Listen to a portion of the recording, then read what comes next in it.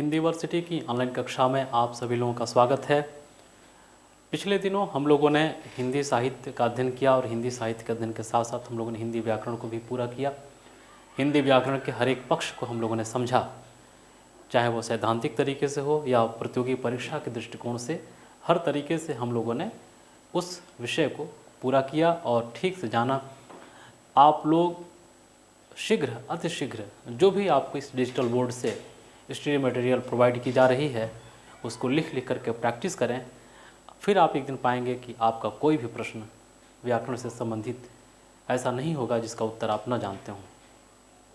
व्याकरण की समाप्ति के बाद हम लोग अब बात करेंगे काव्यशास्त्र की।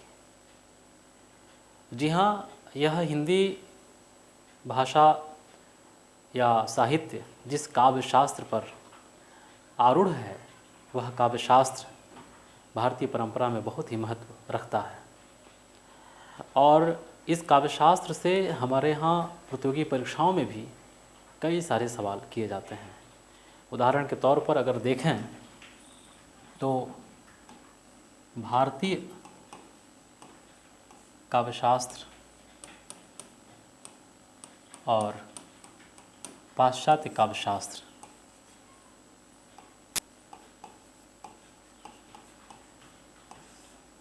पाश्चात्य काव्यशास्त्र, इन दोनों ही काव्यशास्त्रों से मिला करके हमारा काव्यशास्त्र का पाठ्यक्रम पूरा होता है। और इस भारतीय काव्यशास्त्र से यूँ समझ लें कि कम से कम 5 से 7 प्रश्न ज़रूर पूछे जाते हैं और पाश्चात्य काव्यशास्त्र से 4 से 6 प्रश्न ज़रूर पूछे जाते हैं।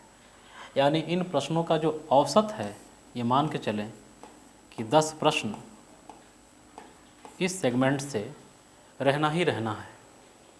अगर हम काव्यशास्त्र की बात करें तो भारतीय काव्यशास्त्र और पाश्चात्य काव्यशास्त्र दोनों से मिला करके 10 प्रश्न ज़रूर रहते हैं और इन 10 प्रश्नों का उत्तर देने के लिए आपको कतई किसी भारी भरकम किताब को पढ़ने की ज़रूरत नहीं है।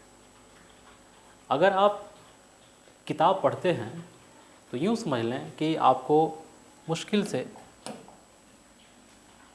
काव्यशास्त्र पर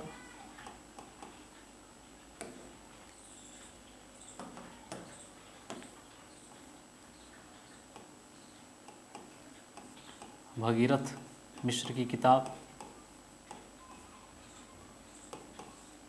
दूसरा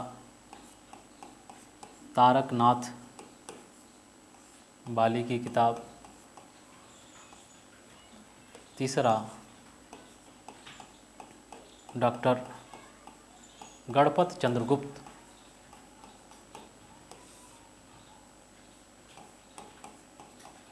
अगर इन किताबों का अध्ययन करते हैं तो कोई भी प्रश्न आपका काव्यशास्त्र से छूट नहीं पाएगा और आप काव्यशास्त्र की अच्छी तैयारी कर लेंगे। अगर आप चाहते हैं कि ये तीनों किताबें न पढ़नी पड़े और भी इनसे कुछ अधिक काव्यशास्त्र से संबंधित स्टडी मटेरियल आपको हासिल हो जाए तो आप हिंदी वर्सिटी संस्थान से जो काव्यशास्त्र का नोट्स, काव्यशास्त्र या इसको ऐसे नाम है उसका काव्यशास्त्र परिचय, अगर काव्यशास्त्र परिचय जो नोट्स प्रोवाइड किया जाता है उसको मंगा लेते हैं तो यूँ समझ लें कि डिजिटल बोर्ड का मैटर और जो काव्यशास्त्र परिचय का मैटर दोनों मिलाकर पढ़ते हैं तो 10 के 10 प्रश्न आपके हाथ में हैं और एक भी प्रश्न इससे बाहर नहीं पूछे जाते हैं। तो फैसला आपके हाथ में है कि कम से कम शब्दों में पढ़कर अधिक से अधिक नंबर हासिल करना और अधिक किताबों को पढ़कर नंबर हासिल करना। मेरा तो कहना यह है कि नोट्स लेकर आप सबसे पहले एक एक तथ्य को समझें और रट जाएं, लिख करके रट जाएं। उसके बाद जब आप कोई भी किताब उठाएंगे, तारकनाथ बाली की किताब उठाते हैं या गणपत चंद्रगुप्त की किताब उठाते हैं या भगीरथ मिश्र की किताब उठाते हैं तो उन किताबों को पढ़ने में मज़ा भी आएगा। क्यों क्योंकि बेसिक संकल्पना आप अपने नोट्स से पढ़ चुके होंगे, तथ्य याद कर चुके होंगे। जब तथ्य याद कर चुके होंगे तो किताबों की संकल्पना पढ़ने में बहुत आसानी हो जाएगी और किताब जल्दी से समाप्त भी हो जाएगा और आपका कॉन्सेप्ट भी बहुत मजबूत हो जाएगा। तो मेरी अपनी सलाह है, मेरा अपना सुझाव है, सबसे पहले हिंदी यूनिवर्सिटी से जो आपको काव्यशास्त्र परिचय के नाम से जो नोट्स दिया जाएगा, उस नोट्स को रोज़ कम से कम 1.5 से 2 घंटे पढ़िए और प्लस पढ़ने के बाद आप कोई भी एक किताब उठा करके, हालांकि इस काव्यशास्त्र को पढ़ने के बाद कुछ भी शेष बचेगा नहीं, लेकिन अगर कॉन्सेप्ट मजबूत करना चाहते हैं तो कोई भी एक काव्यशास्त्र, जिन तीनों किताबों का नाम हमने बताया, आप अगर पढ़ना शुरू करते हैं तो काव्यशास्त्र का अध्ययन आपका एकदम से मजबूत हो जाएगा। तो ये तो रही काव्यशास्त्र की तैयारी। अब सबसे पहली बात कि ये काव्यशास्त्र है क्या और कहाँ से किस किस प्रकार से सवाल किए जाते हैं। तो भारतीय काव्यशास्त्र से कम 5 से 7 सवाल किए जाते हैं और पाश्चात्य काव्यशास्त्र से 4 से 6 सवाल किए जाते हैं।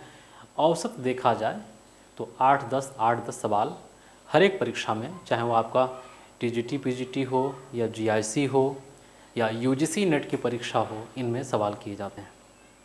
तो हम लोग जो काव्यशास्त्र पढ़ेंगे उसमें कॉन्सेप्ट के साथ जो तमाम तथ्य होते हैं जिनसे हमारी तैयारी अच्छी हो, उस काव्यशास्त्र का अध्ययन हम करेंगे। तो अब इस काव्यशास्त्र को जानने के लिए हम देखेंगे कि काव्यशास्त्र है क्या। कविता को शास्त्रीय नियमों में आबद्ध कर काव्य का सुव्यवस्थित ज्ञानबोध कराना काव्यशास्त्र कहलाता है। भारतीय काव्यशास्त्र से हमारा अभिप्राय है संस्कृत भाषा में प्रयुक्त काव्यशास्त्र, क्योंकि भारत की जिन भाषाओं में अर्थात हिंदी, गुजराती, बंगला, मराठी काव्यशास्त्र का प्रतिपादन किया गया है, उनमें संस्कृत काव्यशास्त्र के मूल सिद्धांतों को ही अपनाया गया है तथा वहीं से साहित्य सामग्री ग्रहण की गई है। थोड़ी बहुत मौलिक उद्भावनाएं भी हैं, किंतु ये मौलिक उद्भावनाएं गौड़ हैं। कविता को शास्त्रीय परंपरा के द्वारा, कविता को शास्त्रीय नियमों में आबद्ध कर काव्य का सुव्यवस्थित ज्ञानबोध कराना काव्यशास्त्र कहलाता है। अब इसको अगर आप ऐसे समझें कि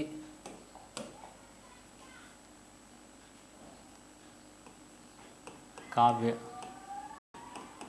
शास्त्र है क्या, तो काव्य का सुव्यवस्थित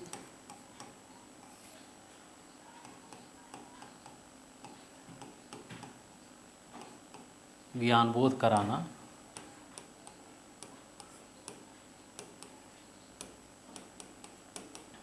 काव्यशास्त्र कहलाता है।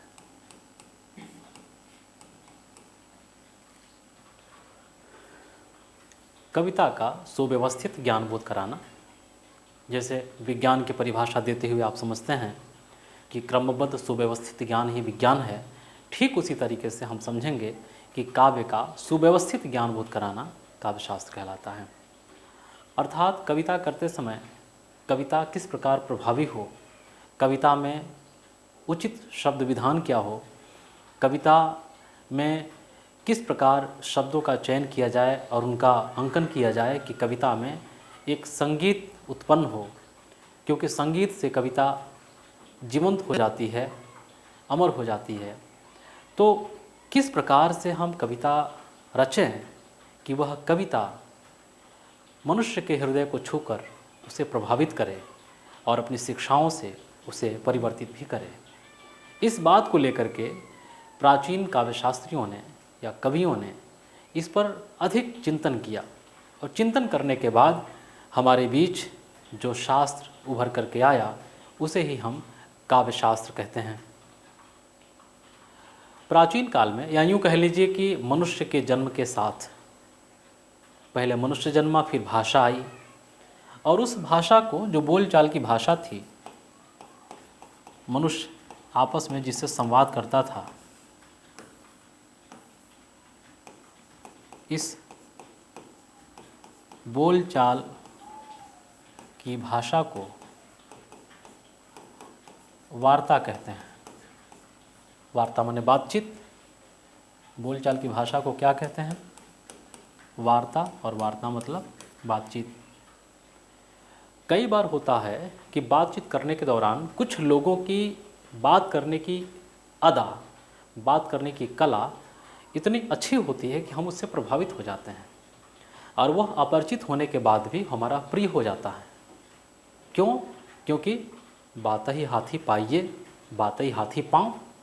बातों में ही वह शक्ति होती है, वह प्रभाव होता है कि आप अपनी बातों से किसी भी राजा महाराजा को प्रसन्न कर आप हाथी पा सकते हैं, किसी भी व्यक्ति को प्रसन्न कर आप पुरस्कार पा सकते हैं। और बात ही ऐसी चीज़ है जिसके माध्यम से आप किसी को नाराज़ करके, किसी को क्रोधित करके आप उसका दंड भी पा सकते हैं।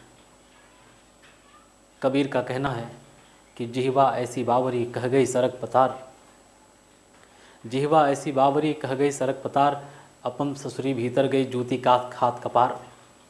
जिह्वा में तनिक भी हड्डी नहीं है, लेकिन अगर सही प्रयोग न हो तो बदन की एक भी हड्डी साबुत न रहेगी।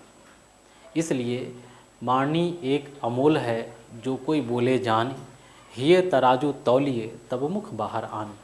अर्थात वाणी में बहुत ताकत होती है। जब तक हम इस बात को तौल कर न बोलेंगे, उसका अर्थ और उसका प्रभाव समझकर न बोलेंगे, यह हो सकता है कि प्रतिकूल प्रभाव दे दे और हमारा नुकसान हो जाए। इसलिए बोलने में और शब्दों के चयन में हमें विशेष सावधानी बरतनी पड़ती है। तो जो सामाजिक बात बोलचाल की भाषा थी उसे वार्ता कहते थे। वार्ता माने बातचीत। उन वार्ताओं के बीच कुछ लोगों की भाषा इतनी प्रभावशाली रही कि उनकी भाषा सुनने के लिए लोग उन्हें आमंत्रित करते थे। जैसे आज कवि सम्मेलनों में, मुशायरों में कवियों को सुनने के लिए विशेष मानदेय देकर उन्हें बुलाया जाता है। ठीक उसी तरीके से समाज के उन लोगों को, जिन लोगों की भाषा बहुत ही प्रभावशाली थी, आकर्षक थी, उनको सुनने के लिए लोग उनको बुलाया करते थे, उनकी बातें सुना करते थे। और वह व्यक्ति अपनी बातों को सीधे सीधे ना कहकर विशिष्ट बनाकर कहा करता था। तो ये जो बोलचाल की जो भाषा थी, इस बोलचाल की भाषा में जब विशिष्टता मिलाई गई तो साहित्यिक भाषा का सृजन हुआ। आप जानते भी हैं कि विशिष्ट पद रचना रीति, विशिष्ट पद रचना ही रीति है, अर्थात काव्य करने की शैली है। तो जो बोलचाल की भाषा थी, उस बोलचाल की भाषा में जब हम विशिष्टता मिलाते हैं तो वहाँ से वह विशिष्ट भाषा हो जाती है। इसका मतलब कि अब समाज में दो प्रकार की भाषाएं देखी समझी गईं, एक तो वार्ता और एक साहित्यिक भाषा। वार्ता मतलब आम बोलचाल की भाषा और साहित्यिक मतलब विशिष्ट भाषा। अब इस विशिष्ट भाषा से हमारा अपना मनोरंजन तो होता ही है, उसका विशेष प्रभाव भी पड़ता है।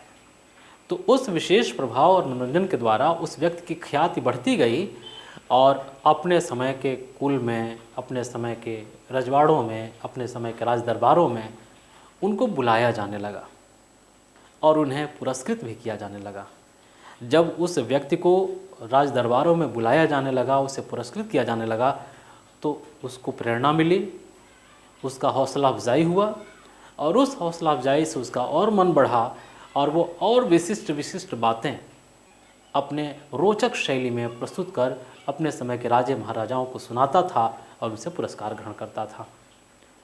इस विशिष्ट भाषा में बातों को सुनाना और पुरस्कार ग्रहण करने के माध्यम से उसके साथ के अन्य लोगों ने भी जोर आजमाइश करनी शुरू कर दी और उसके जैसी भाषा बनाने की कोशिश कर दी। फलस्वरूप अब विशिष्ट भाषा बोलने और रचने की एक नई परिपाटी ही चल पड़ी। अब समाज में दो प्रकार की भाषाएं हो गई, एक सामान्य वार्ता और एक विशिष्ट भाषा। विशिष्ट भाषा के लिए आपको पुरस्कृत भी किया जाता था।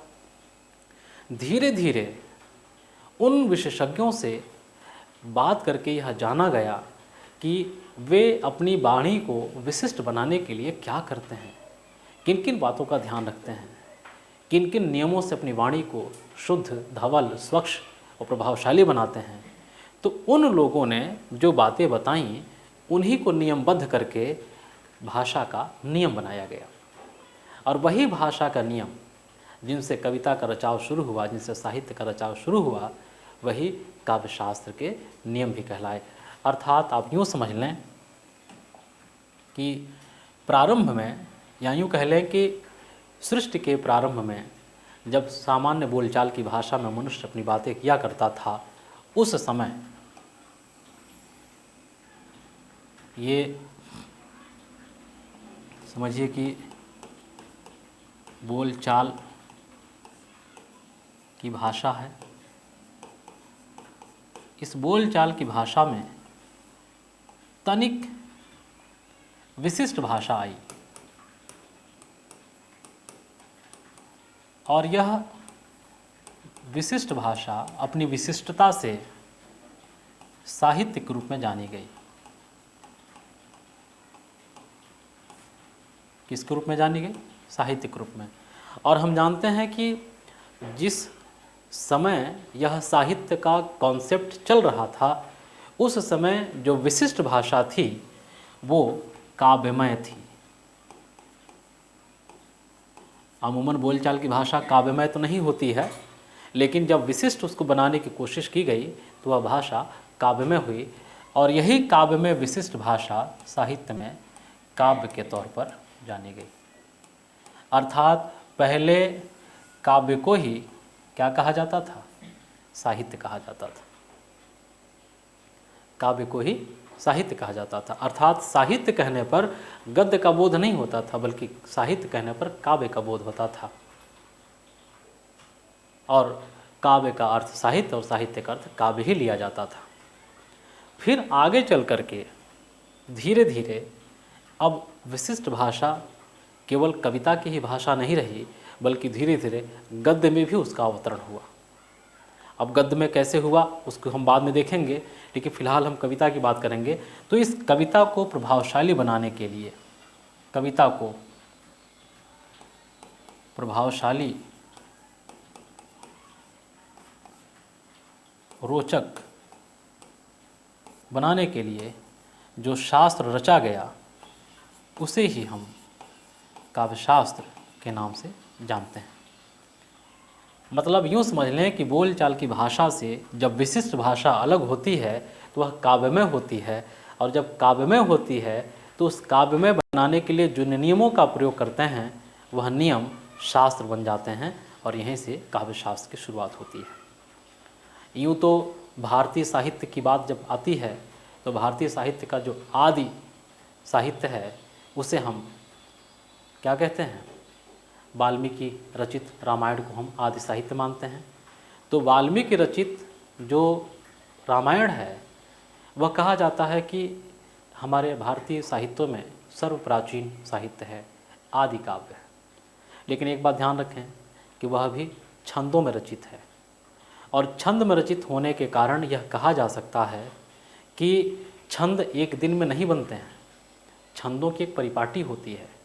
अर्थात आदि काव्य रामायण के पहले भी गीत रचने की परंपरा रही होगी जिनमें नियमों का प्रयोग नहीं किया जाता। जैसे गांव की तमाम महिलाएं खेतीबाड़ी करते समय, धान की रोपाई करते समय, आटा पीसते समय चक्की पर जो गीत गाती हैं उनका कोई शास्त्र नहीं होता। ठीक उसी तरीके से छंदबद्ध नियमों में जो रामायण रचा गया वाल्मीकि द्वारा वो शास्त्रीय परंपराओं पर रचा गया, लेकिन उसके पहले भी कोई न कोई ऐसा संगीत या गीत रहा होगा जिनमें नियमों का प्रयोग नहीं किया गया होगा, बल्कि वह विशिष्ट शब्दावलियों से ही युक्त रहा होगा, नियम की कोई बात नहीं रही होगी। लेकिन जो प्रमाणिक तौर पर हमें ग्रंथ प्राप्त होता है आदि काव्य रामायण, उस रामायण से हम देखते हैं कि हमारे यहाँ शास्त्र की एक अच्छी परंपरा रही है, और उसी शास्त्रीय परंपरा के आधार पर हम लोगों ने आगे चलकर संस्कृत साहित्य के द्वारा पाली, प्राकृत, अपभ्रंश साहित्य और भ्रंश साहित्य के माध्यम से हिंदी साहित्य के काव्यशास्त्रीय रचनाओं का भी विकास करते हैं। तो आप देखेंगे कि बोलचाल की भाषा, जो समाज की बोलचाल की भाषा थी, वह आम भाषा थी, और इस आम बोलचाल की भाषा में जब कोई विशिष्ट भाषा बोलता था तो समाज में उसका महत्व बढ़ जाता था और समाज में उसके महत्व बढ़ने के साथ साथ उसकी लोकप्रियता भी बढ़ जाती थी और लोकप्रियता बढ़ने के कारण उस व्यक्ति की पूछ उस समाज में होती थी, उसे पुरस्कृत भी किया जाता था। अब पुरस्कार पाने के बाद उस व्यक्ति के अंदर और रचना सृजन करने की क्षमता बढ़ जाती थी और जानने की क्षमता बढ़ जाती थी। फलस्वरूप वह कोशिश करता था और कोशिश करने के साथ साथ वह अपने काव्य रचनाओं में अनेक अनेक परिवर्तन भी करता था और उन परिवर्तनों से जो भाषा तैयार होती थी, जो विशिष्ट भाषा तैयार होती थी, उसे ही काव्य शास्त्र के तौर पर जाना गया। अर्थात ये समझ लें कि विशिष्ट भाषा ही कविता की भाषा है और इसी विशिष्ट भाषा को बनाने के लिए जो नियम रचे गए वह काव्य शास्त्र के नियम कहलाए। कविता को शास्त्रीय नियमों में आबद्ध कर काव्य का सुव्यवस्थित ज्ञानबोध कराना काव्य शास्त्र कहलाता है। भारतीय काव्य शास्त्र से हमारा अभिप्राय है संस्कृत भाषा में प्रयुक्त काव्य शास्त्र, क्योंकि भारत की जिन भाषाओं में काव्य शास्त्र का प्रतिपादन किया गया उनमें संस्कृत काव्य शास्त्र के मूल सिद्धांतों को अपनाया गया है तथा वहीं से साहित्य सामग्री ग्रहण की गई है। थोड़ी बहुत मौलिक उद्भावनाएं भी हैं, किंतु ये गौड़ है। संस्कृत काव्यशास्त्र का प्रथम उपलब्ध ग्रंथ नाट्यशास्त्र है, जिसके प्रणेता आचार्य भरत हैं, जिन्होंने काव्य और काव्य के स्वरूप तथा काव्य के विभिन्न अंग इत्यादि को अपनी रचना का विषय बनाया है। साथ ही कविता के लक्षण एवं उनकी उपादेयता पर प्रकाश डाला है। अगर आप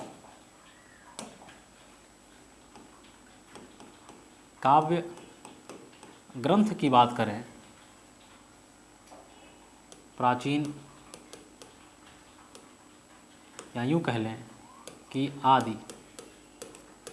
आदि काव्य ग्रंथ की बात करें तो वह रामायण है, जिसे वाल्मीकि ने रचा है। और अगर हम आदि काव्यशास्त्र की बात करें तो आदि काव्यशास्त्र ग्रंथ नाट्यशास्त्र है।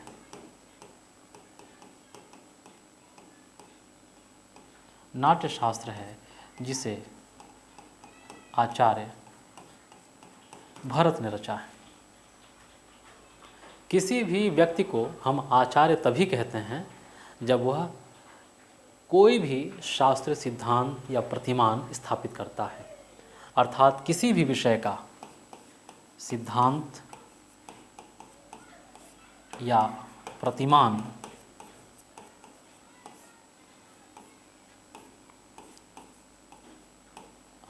रचने वाला या बनाने वाला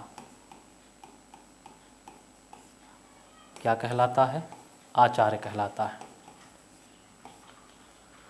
कहने का आशय यह है कि हम रामचंद्र शुक्ल को आचार्य इसलिए नहीं कहते कि बड़े ज्ञानी हैं वो। हम आचार्य इसलिए कहते हैं कि उन्होंने साहित्य संबंधित सिद्धांत, कविता संबंधित सिद्धांत पर उन्होंने खूब रचा, खूब बातें की, बताया कि कविता कैसी होनी चाहिए, कविता की भाषा कैसी होनी चाहिए, किन किन बातों का ध्यान रखना चाहिए काव्य रचते समय।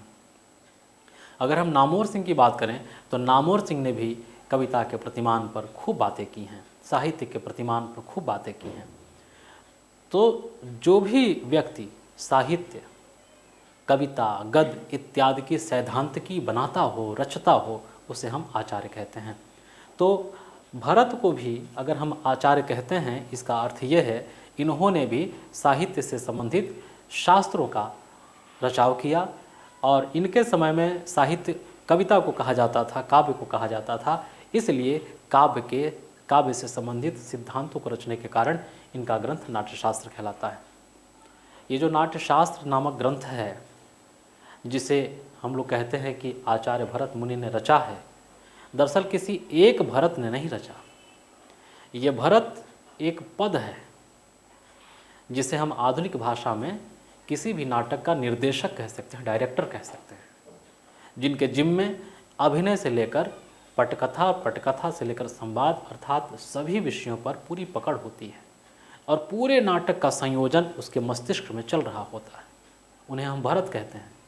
तो एक से अधिक भरतों ने मिलकर जिस नाट्यशास्त्र को बनाया, जिस नाट्यशास्त्र में नाटक से संबंधित जो बातें कहीं, उन्हें ही हम काव्यशास्त्र का प्रारंभिक शास्त्र कह सकते हैं, या काव्य का आदि शास्त्र कह सकते हैं। अब ये भरत, जिन्होंने नाट्यशास्त्र में किताब, वैसे कहा तो जाता है कि नाट्यशास्त्र के रचयिता भरत मुनि हैं, लेकिन कई भरतों ने, अनेक भरतों ने अपने अपने नियमों को समय समय पर जो दिया था, उन्हीं नियमों का संपादन या संयोजन इस नाट्यशास्त्र में है। और आप जानते हैं कि नाटक जब भी रचा जाता था, उसमें प्रभावशीलता के लिए जो संवाद डाले जाते थे, वे संवाद काव्य में होते थे, और काव्य में होने के कारण ही उनकी प्रभावशीलता अत्यधिक होती थी। तो कितना प्रभावशाली बनाया जाए काव्य, जिससे लोगों का मनोरंजन भी हो और उपदेश भी हो, इसको लेकर के इन आचार्यों ने खूब मेहनत की, खूब नियम बनाए, और उन नियमों से काव्य को प्रभावशाली बनाने की कोशिश की। इसलिए यह काव्यशास्त्री संबंधित सिद्धांत बनने लगे और उनको रचने वाले को आचार्य कहा जाने लगा। संस्कृत काव्यशास्त्र का प्रथम उपलब्ध ग्रंथ नाट्यशास्त्र है, जिसके प्रणेता आचार्य भरत मुनि हैं, जिन्होंने काव्य के स्वरूप तथा काव्य के विभिन्न अंग इत्यादि को अपनी रचना का विषय बनाया है। साथ ही कविता के लक्षण एवं उनकी उपादेयता पर प्रकाश भी डाला है। इनके नाट्यशास्त्र में 36 अध्याय तथा लगभग 5000 श्लोक हैं।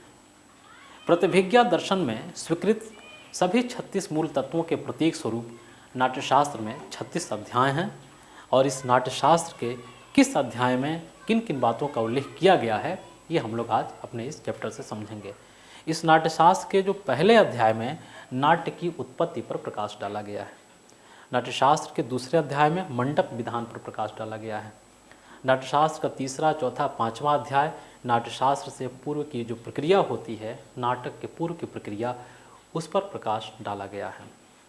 छठा और सातवां अध्याय नाट्यशास्त्र का जो है, उसमें रस और भावों की व्याख्या की गई है। ये बहुत इंपॉर्टेंट है, ये पूछा जा सकता है कि रस और उसके भावों की व्याख्या नाट्यशास्त्र के किस अध्याय से लिया गया है। तो छठा और सातवां अध्याय से लिया गया है। आठवां और नवां अध्याय नाट्य के अंग व उपांगों के साथ उनकी व्याख्या करता है। नाट्यशास्त्र का जो 10वां, 11वां, 12वां, 13वां अध्याय है, वह अभिनय के स्वरूप की व्याख्या, गति व करणी का विन्यास बताता है। नाट्यशास्त्र का 14, 15, 16 और 14वां, 15वां, 16वां अध्याय जो है, 14, 15, 16, 17,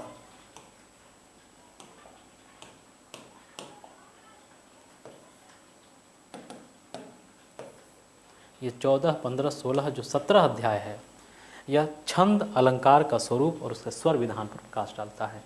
यानी कि यह भी आपका बहुत इंपॉर्टेंट है, पूछ दिया जाएगा कि छंद अलंकार का स्वरूप नाट्यशास्त्र के किस अध्याय का विषय है। तो आपको बताना होगा कि 14वां, 15वां, 16वां, 17वां जो अध्याय है, वो नाट्यशास्त्र में छंद व अलंकार के स्वरूप पर प्रकाश डालता है।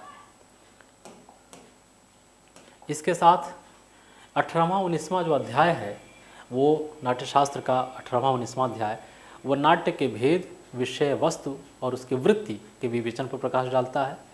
जो 20वां अध्याय है नाट्यशास्त्र का, वो विविध प्रकार के अभिनयों का वर्णन करता है। जो 21वां से 34वां अध्याय है, वो नाट्य में प्रयोग किए जाने वाले गीत, वाद्य यंत्र इत्यादि का विशद वर्णन करता है। और नाट्यशास्त्र का जो 35वां अध्याय है, वो नाटक के लिए भूमि विकल्प की व्याख्या करता है कि किस प्रकार की भूमि हो, किधर ऊंचाई हो, किधर नीचाई हो, किस प्रकार का मंच बने, इत्यादि इत्यादि। और नाट्यशास्त्र का जो 36वां अध्याय है, वो उपसंहार है, अर्थात नाटक से संबंधित तमाम जो निष्कर्षात्मक बातें हैं, वो इस 36वें अध्याय में रखी गई हैं। कुल मिलाकर के अगर देखा जाए तो नाट्यशास्त्र में 36 अध्याय तथा लगभग 5000 श्लोक हैं। और 36 अध्याय ही क्यों हैं? क्योंकि प्रतिभिज्ञा दर्शन में जो 36 मूल तत्व हैं, उन्हीं 36 मूल तत्वों के प्रतीक स्वरूप नाट्यशास्त्र में ये 36 अध्याय दिए गए हैं। इस नाट्यशास्त्र में आचार्य भरत ने 10 गुण, 10 दोष तथा 4 अलंकार, और ये अलंकार कौन कौन हैं? उपमा, यमक, रूपक और दीपक, इनकी मीमांसा की है। 10 काव्य गुण, 10 काव्य दोष और 10 और 4 अलंकार, इनकी भरत मुनि ने मीमांसा की है। गुण, वे तत्व जिनके होने से कविता प्रभावशाली बनती है, कविता रोचक बनती है, प्रभावकारी बनती है। दोष, कविता के सौंदर्य विधान में दोषों का भी बहुत महत्व है। जैसे कई बार नेता भाषण करते समय शेर व शायरी का प्रयोग करते हैं, कविता का प्रयोग करते हैं, ताकि उससे प्रभावशीलता बढ़ जाए। उसी तरीके से कई बार अध्यापक पढ़ाते हुए स्थानीय शब्दावलियों का प्रयोग करते हैं, ताकि व्याख्यान की रोचकता बनी रहे। तो दोष, अब जैसे किसी भी भाषा में ग्रामीण शब्दों का या ठेठ ग्रामीण शब्दों का अगर हम प्रयोग करते हैं तो ग्रामत्व दोष होगा, लेकिन उस ग्रामत्व दोष से भी कविता का सौंदर्य बढ़ जाता है। जैसे अगर काजल हम आँखों में लगाते हैं तो वह सौंदर्य हो जाता है, और अगर कपड़े पर लगा देते हैं तो वो दाग कहलाता है, धब्बा कहलाता है। तो जिस तरीके से काजल धब्बा और दाग होने के बावजूद भी वो आँखों में आकर के सौंदर्य बढ़ाता है, उसी तरीके से कुछ दोष ऐसे हैं जब कविता में आते हैं तो उनकी खूबसूरती, कविता की खूबसूरती बढ़ जाती है, कविता का सौंदर्य बढ़ जाता है। और इस नाट्यशास्त्र में भरत ने 4 अलंकारों की बात की है, जिसमें उपमा, रूपक, दीपक और यमक, ये 4 अलंकार प्रमुख हैं। नाट्यशास्त्र के 6ठे व 7वें अध्याय में रस तथा भाव का वर्णन किया गया है। आचार्य भरत ने 8 रसों को स्वीकार कर उनकी व्याख्या की है। इन्होंने शांत रस की गणना नहीं की। आचार्य भरत ने शांत रस की गणना नहीं की। 8 रसों की बात तो की, लेकिन शांत रस की बात नहीं की। बाद के आचार्यों ने 8 रसों के साथ ही शांत रस को भी रस में स्थान दिया, इसलिए इसे 9वां रस कहा जाता है। भरत मुनि के नाट्यशास्त्र के विषय में एक दंत कथा है कि त्रेता युग में लोग दुख एवं आपत्ति से पीड़ित हो रहे थे। इंद्र की प्रार्थना पर ब्रह्मा ने चारों वर्णों और विशेष रूप से शूद्रों के मनोरंजन और अलौकिक आनंद के लिए नाट्यशास्त्र नामक पंचम वेद का निर्माण किया। इस वेद के निर्माण में ब्रह्मा ने पंचम वेद के निर्माण में ऋग्वेद से पाठ लिया, पाठ मतलब कंटेंट, विषय वस्तु। सामवेद से गान लिया, गेयता। यजुर्वेद से अभिनय लिया, अथर्ववेद से रस लिया। कहा जाता है कि इन चारों वेदों से पाठ, गान, अभिनय और रस लेकर के जिस नए वेद की रचना की गई, जिसे पंचम वेद के नाम से भी जाना जाता है, वही पंचम वेद नाट्यशास्त्र कहा गया। अब इन वेदों से यह विषय वस्तु या ये चीज़ें, ये तत्व लिए गए कि नहीं लिए गए, लेकिन इतना तो तय है कि नाट्यशास्त्र में ये चारों तत्व विद्यमान हैं।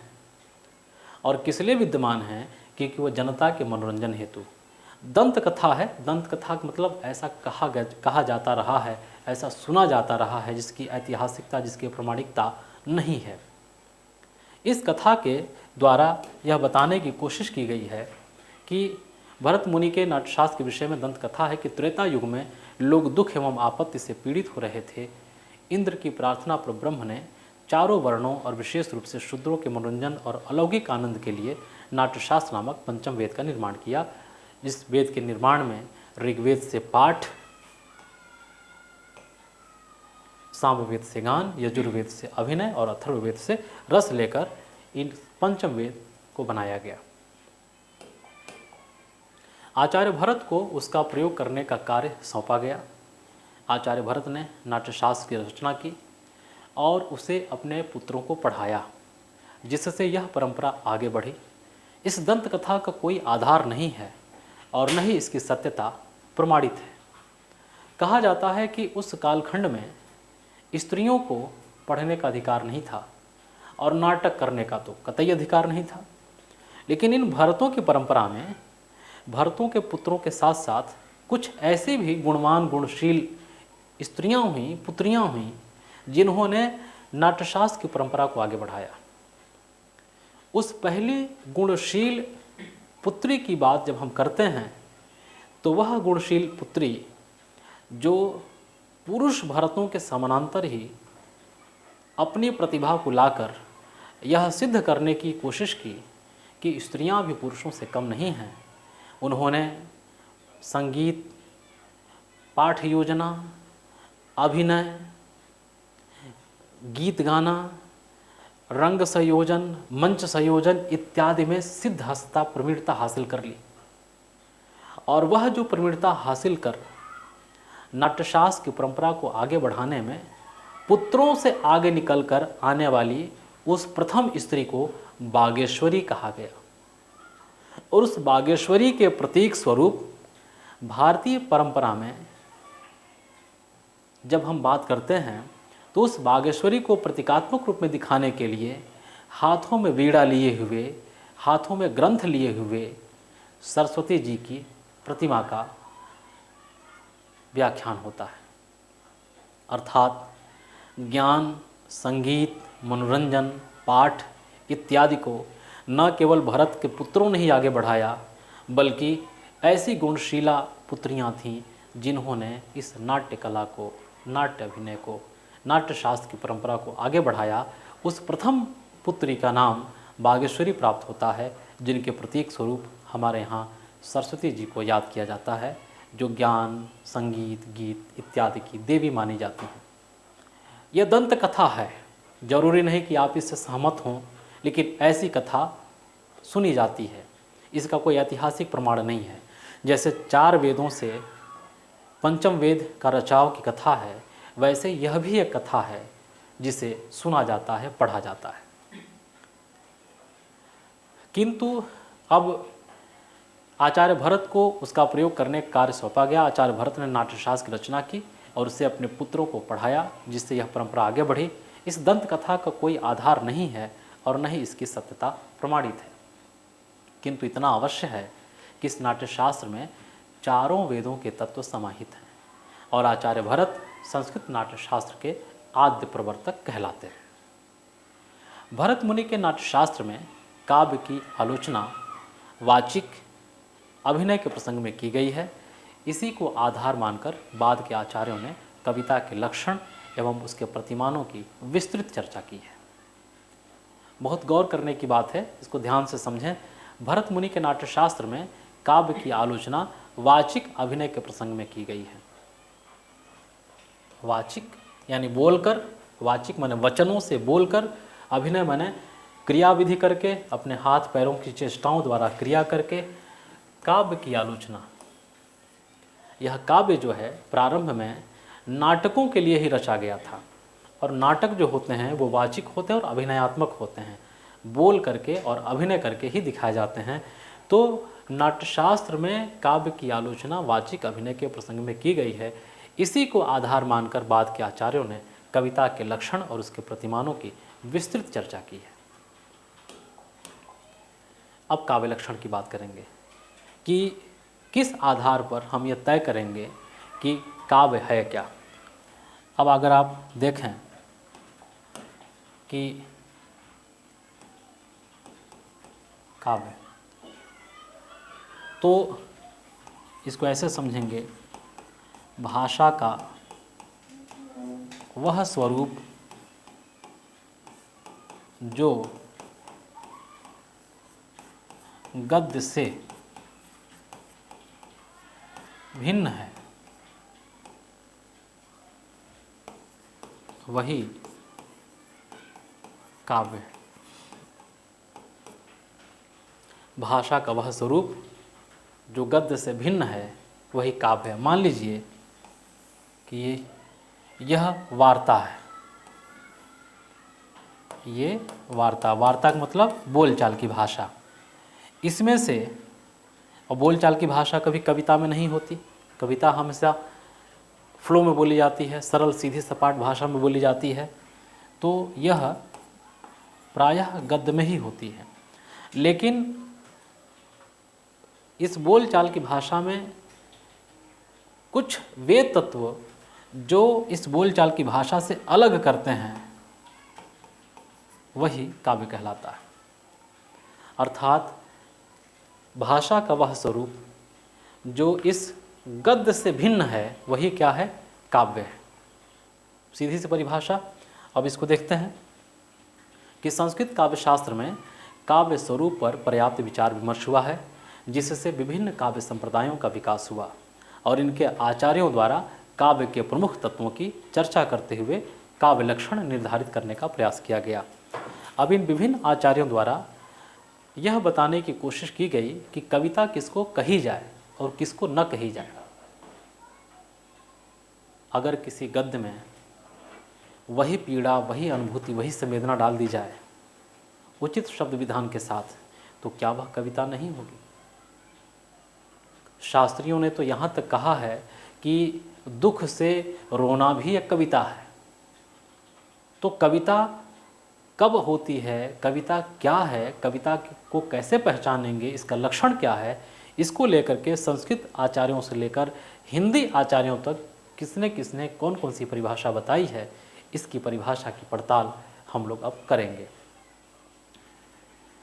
संस्कृत काव्य शास्त्र में काव्य स्वरूप पर पर्याप्त विचार विमर्श हुआ है, जिससे विभिन्न काव्य संप्रदायों का विकास हुआ और इनके आचार्यों द्वारा काव्य के प्रमुख तत्वों की चर्चा करते हुए काव्य लक्षण निर्धारित करने का प्रयास किया गया। उन प्रयासों से सिद्ध हुआ कि लक्षण का अर्थ होता है विशेष धर्म। विशेष धर्म यानी कि विशेष स्वभाव। अतः काव्य लक्षण का अर्थ है काव्य का वह विशेष धर्म जो वांग्मय के अन्य प्रकारों से काव्य का भेद दर्शाता है। काव्य और लक्षण के संबंध में आचार्यों के विभिन्न मत निम्नलिखित हैं। जैसे ये अब जितने भी इसमें परिभाषाएं दी जाएंगी, ये सब के सब परिभाषाएं पूछी गई हैं, बहुत इंपॉर्टेंट हैं, इसलिए इन परिभाषाओं को याद रखना बहुत ज़रूरी है।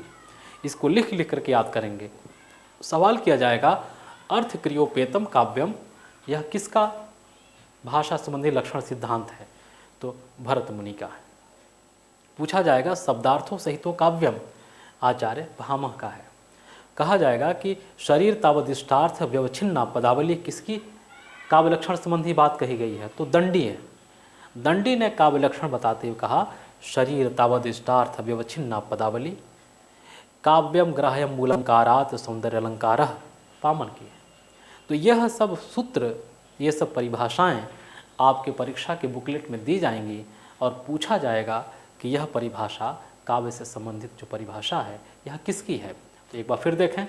अर्थ क्रियोपेतम काव्यम भरत मुनि, शब्दार्थों सहितो काव्यम आचार्य भामह, शरीर तावदिष्टार्थ व्यवच्छिन्ना पदावली आचार्य दंडी, काव्यम ग्राह्य मूलंकारात् सौंदर्य अलंकारः आचार्य वामन। रीतात्मा काव्यस्य वामन की है। विशिष्ट पद रचना रीति वामन की है। विशेष गुणात काव्य वामन की है। काव्य शब्दोदय गुण अलंकार संस्कृतयो शब्दार्थयो वर्त, ये भी वामन की है। ये सब परिभाषाएं वामन की हैं और लगभग सब पूछी गई हैं। ये सभी वाक्य दे करके पूछे गए हैं कि यह परिभाषा किसकी है, तो ये सब के सब परिभाषाएं आचार्य वामन की हैं। ननु शब्दार्थो काव्यम रुद्रट की है। वक्रोक्ति काव्यस्य जीवितम आचार्य कुंतक की है। औचित्य रस सिद्धांत स्थिरम काव्यस्य जीवितम आचार्य क्षेमेंद्र की है। शब्दार्थ शरीरम तावत काव्यम आनंदवर्धन की है। ये सब परिभाषाएं काव्य के लक्षण से संबंधित इन आचार्यों की हैं और ये पूछी जाती हैं, इसलिए इनको लिख करके आप अपना नोट्स बनाएंगे और उसे याद करेंगे। तद दोषो शब्दार्थो सगुणावन अलंकृति पुनः क्वापि आचार्य मम्मट की है। वाक्यम रसात्मकम काव्यम आचार्य विश्वनाथ की है। रमणीयार्थ प्रतिपादक शब्द काव्यम पंडित जगन्नाथ की है। शब्दार्थो सहितो वक्र कवि व्यापार शालिनी आचार्य कुंतक द्वारा दी गई परिभाषा है। तो ये परिभाषाएं इन आचार्यों की हैं। आगे देखें। काव्य विशिष्ट शब्दार्थ साहित्य सदलंकृत आचार्य क्षेमेंद्र की है। निर्दोष गुणवत् काव्यम लंकार लंकृतम भोजराज की है। और हम जब रीति काल में आते हैं तो देखते हैं कि जदप सुजात सुलक्षणी सुवरन सरस सुब्रित भूषण बिनु न विराजहि कविता बनिता मित, ये कई बार पूछा गया है और यह परिभाषा केशवदास ने कविता को समझाते हुए कहा है और कविता काव्य की परिभाषा बताई है। सगुन अलंकारन सहित दोष रहित जो होए, शब्द अर्थ वारो कवित विबुध कहत सब कोय। यह चिंतामणि का दोहा है जो काव्य से संबंधित है।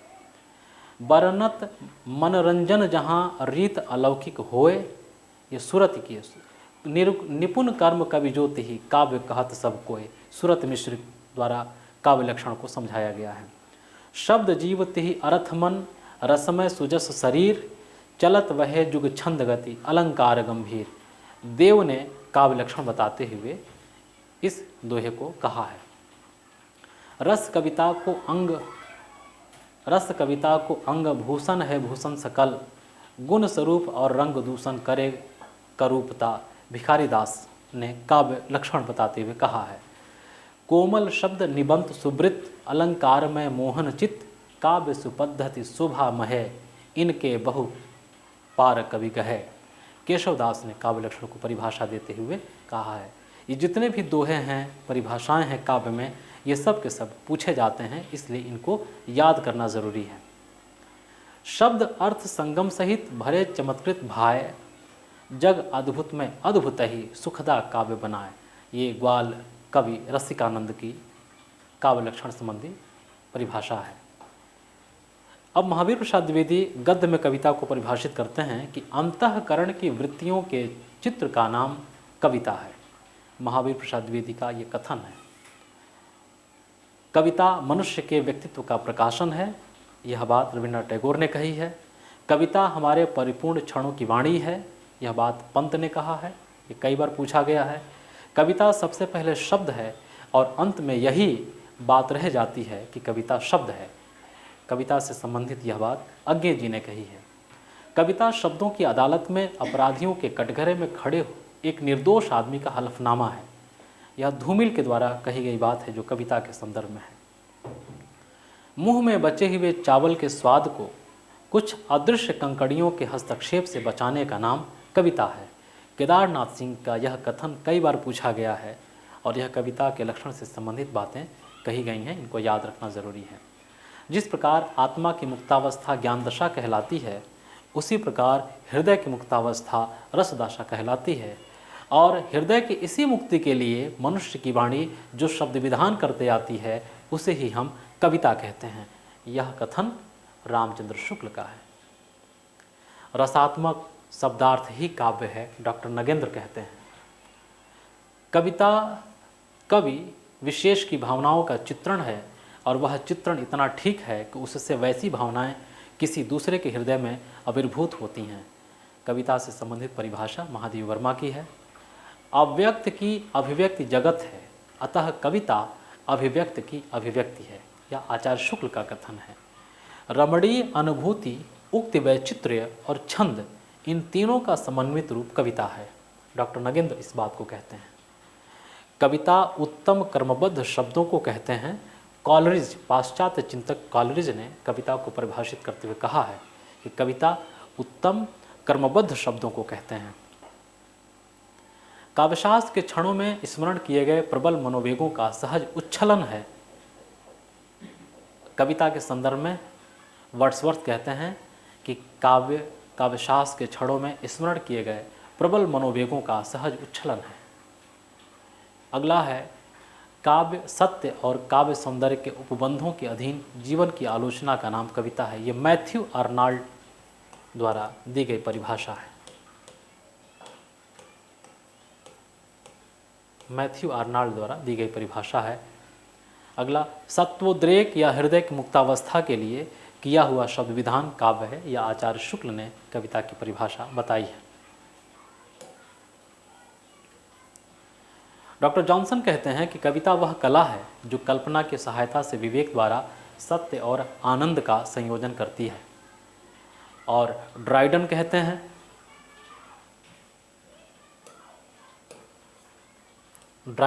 हैं जो 16वीं 17वीं शताब्दी के विद्वान हैं कि काव्य रागात्मक और छंदबद्ध भाषा के माध्यम से प्रकृति का अनुकरण है। कार्लाइल कहते हैं कि काव्य संगीतपूर्ण विचार को कहते हैं वर्ड्सवर्थ कहते हैं कविता शांति के क्षणों में स्मरण किए गए प्रबल मनोवेगों का उच्छलन है। और कॉलरिज कहते हैं कविता उत्तम क्रमबद्ध शब्दों को कहते हैं। शैली कहते हैं काव्य कल्पना की अभिव्यक्ति है और कविता सर्वाधिक सुखों और सर्वोत्तम मनों के सर्वोत्तम और सर्वाधिक है सुखपूर्ण क्षणों का लेखा होता है। लेहंट कहते हैं कि कल्पनात्मक मनोवेगों का नाम कविता है। एडगर एलन पो कहते हैं कि कविता लय के माध्यम से सौंदर्य की सृष्टि है। कविता लय के माध्यम से सौंदर्य की सृष्टि है। और मैथ्यू आर्नल्ड क्या कहते हैं कि काव्य सत्य और काव्य सौंदर्य के उपबंधों के अधीन जीवन की आलोचना का नाम ही काव्य है। डॉक्टर नगेंद्र कहते हैं कि रमणीय अनुभूति, उक्ति वैचित्र और छंद इन तीनों का समन्वित रूप कविता है। रसात्मक शब्दार्थी काव्य है और वाणी के माध्यम से सौंदर्य की अभिव्यक्ति का नाम काव्य है। डॉक्टर नगेंद्र ने रमणीय अनुभूति, रसात्मक, उक्ति वैचित्र शब्दार्थ माना है।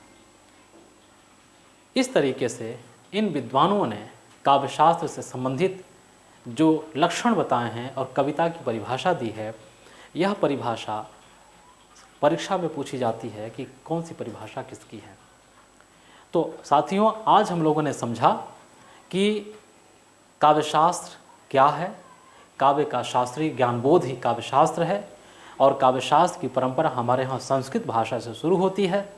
और भारतीय काव्यशास्त्र में जो पहला काव्यशास्त्र का ग्रंथ प्राप्त होता है वह है नाट्यशास्त्र, जो भरत मुनि का रचा हुआ ग्रंथ है। उसी नाट्यशास्त्र में काव्य और काव्यशास्त्र से संबंधित प्रारंभिक बातों का उल्लेख प्राप्त होता है और उसी में सर्वप्रथम कविता क्या है, कविता के लक्षण क्या होने चाहिए, उस पर विशद प्रकाश डाला गया है। इन्हीं बातों को आज हम लोगों ने काव्यशास्त्र के अंदर समझा। आशा करता हूँ कि आज काव्यशास्त्र का पहला दिन और पहला व्याख्यान आपको ठीक लगा होगा। आप इसको कई बार समझेंगे तो आप पाएंगे कि हम अपने इन सीमित व्याख्यानों में वह तथ्य देंगे जिससे आप परीक्षा में आसानी से पास हो सकते हैं। अर्थात कम से कम स्टडी मटेरियल में अधिक से अधिक तथ्यों के साथ हम ऐसी तैयारी कराना चाहते हैं ताकि आप कम से कम स्टडी मटेरियल को पढ़ करके पूरे के पूरे मार्क्स हासिल कर सकें। तो आज का व्याख्यान काव्यशास्त्र का शुरुआती व्याख्यान है, पहला व्याख्यान है और हम कोशिश करेंगे कि अपने अन्य व्याख्यानों में भी अन्य तमाम ज्ञानवर्धक तथ्यात्मक बातों को लेकर, बोधात्मक बातों को लेकर के आपका मार्गदर्शन करें ताकि आप परीक्षा में सर्वोच्च अंक हासिल करके अपनी सफलता को प्राप्त कर सकें। मेरी ढेर सारी शुभकामनाएं।